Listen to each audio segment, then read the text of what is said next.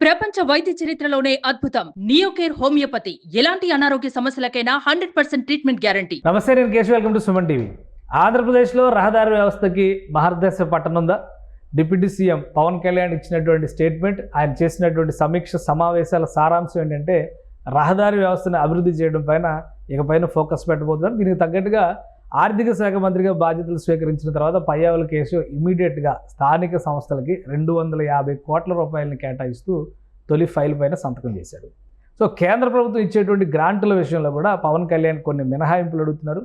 ఆయన ప్రణాళిక ఏ విధంగా ఉంది, ఈ రివ్యూల సారాంశం ఏంటి, ఈ అంశాన్ని ఒకసారి విశ్లేషించే ప్రయత్నం చేద్దాం. మనతో పాటు పొలిటికల్ అనలిస్ట్ చంద్ర శ్రీనివాస్ గారు. చంద్ర శ్రీనివాస్ గారు నమస్కారం. నమస్కారం కేశవ్. పవన్ కళ్యాణ్ గారు రహదారి వ్యవస్థని చాలా కాలం, అంటే జనసేన పార్టీ మొదలుపెట్టినప్పుడు కూడా ఈ రోడ్ల పైన క్యాంపెయిన్ చేశారు. చాలా సీరియస్ క్యాంపెయిన్ చేసి ఫోటోలు తీసి సోషల్ మీడియా మొత్తం వైరల్ చేశారు. ట్రెండింగ్ నెంబర్ 1 అప్పుడు ఎక్స్లో. అవునండి.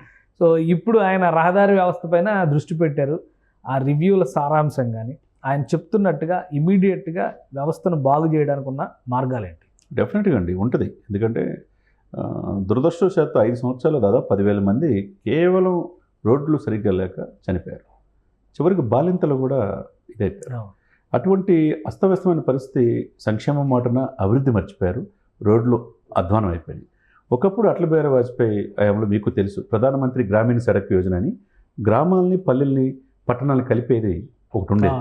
అది 100% సక్సెస్ అయింది. ఆ తర్వాత ముఖ్యంగా 5 సంవత్సరాలు పూర్తిగా రోడ్లు వదిలేశారు. ఇప్పుడు ఈ రోజున దాని మీద దృష్టి పెడతాం అనేది ఒక మంచి పరిణామంగా మనం భావించాలి. అదేవిధంగా పయ్యావుల కేశవ్ గారు కూడా దీంట్లో ఈ రోడ్లకు సంబంధించిన ఆయన సంతకం పెడతాం కూడా మంచి పరిణామం. ఎందుకంటే వీళ్ళు రోడ్లు బాగు చేస్తామని చెప్పారు కాబట్టి ఈ కూటమి.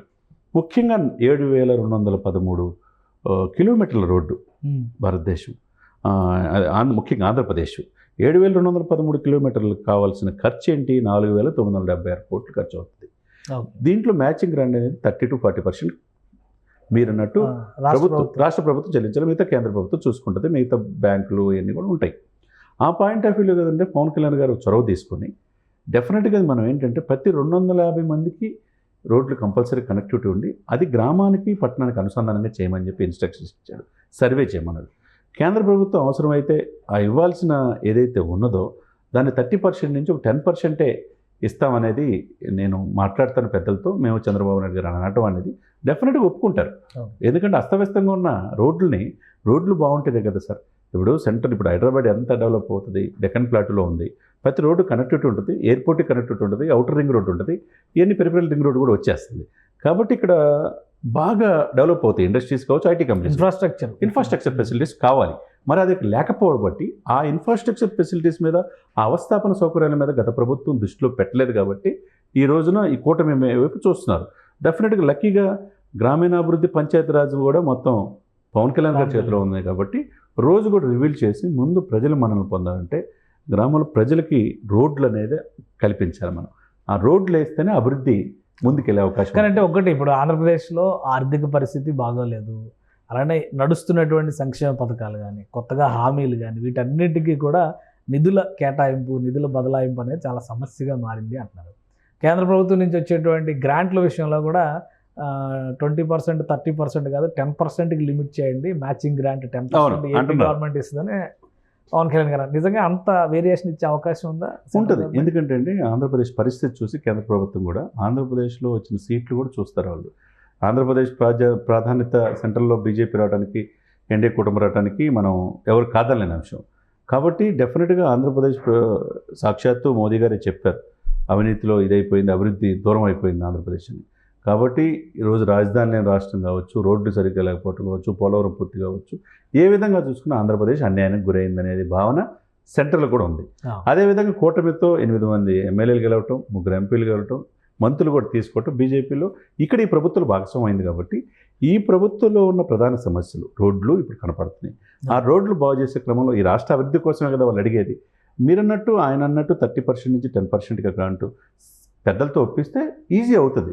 డెఫినెట్గా మోదీ గారు, అమిత్ షా గారు వీళ్ళు ఒప్పుకుంటారు.